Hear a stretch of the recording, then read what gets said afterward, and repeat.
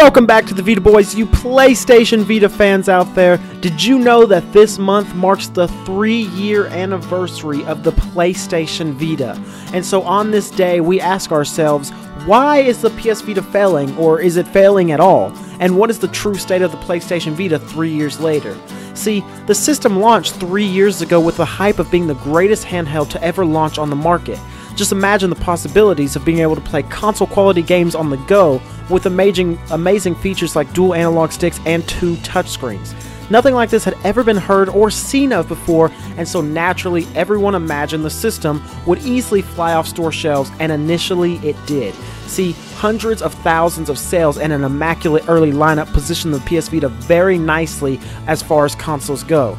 Initially it seemed to be full of life and a great future. Of course, we all know now that those amazing sales numbers and perhaps even amazing titles wouldn't continue on into the future due to a mixture of issues.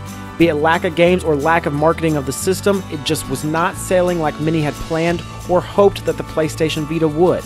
But what does that mean? Does that mean that the system was doomed from the very beginning? Did it mean that despite being an amazing console that it would never even amount to much? I mean, perhaps. After all, many people definitely did believe this. Many people who may or may not have even owned the system definitely began to stir up unnecessary controversy. See, these people would inevitably flood every site and social media outlet where PS Vita fans resided, and they would spread their negativity among the masses. This further harmed the PS Vita sales numbers and led us to where we currently sit today, where everyone says that the PlayStation Vita is a failing or failed system.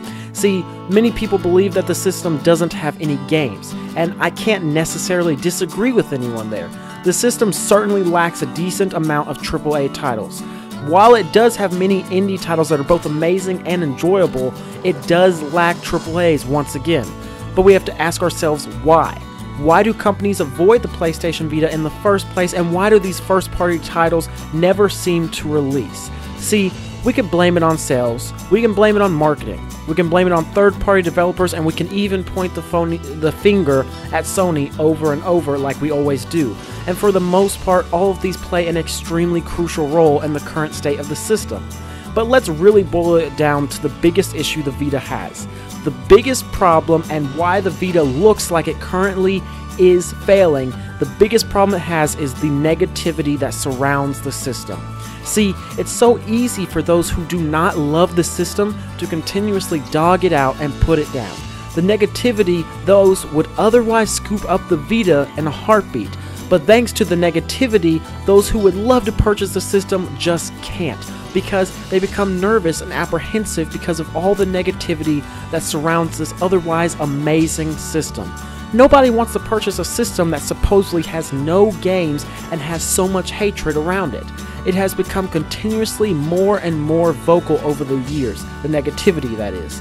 See, many people would say that the reason the negativity has become so loud over the years is because Sony has not supported the system. Well, this is very true, and I don't necessarily disagree at all, but have you ever thought it's the other way around? The reason Sony continues to support the Vita less is because of all the constant hatred that surrounds the system. Hear me out. See, Sony is a company, and a company's ultimate goal is to make money, period. You cannot blame Sony 100% for thinking more fiscally than emotionally for the PlayStation Vita. Furthermore, everyone that buys into all the negativity on these sites and social media, the more we multiply the negativity, causing people not to want to buy or support the system. This means the PS Vita doesn't sell, meaning Sony has no choice but to move away from the system and focus more on the PlayStation 4 because it is the newer console after all anyways.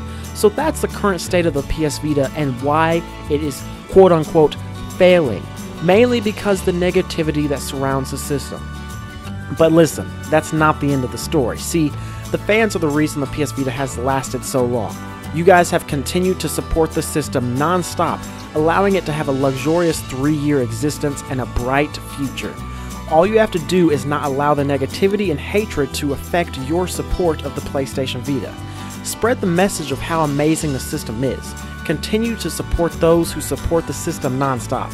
See, although we may not always get along, the VitaBoys, the Vita Lounge, Fever Gaming, the Vita Hub, all the YouTubers and PlayStation Vita sites that support the system All we want is the Vita to have a long existence and want to support you, the fans.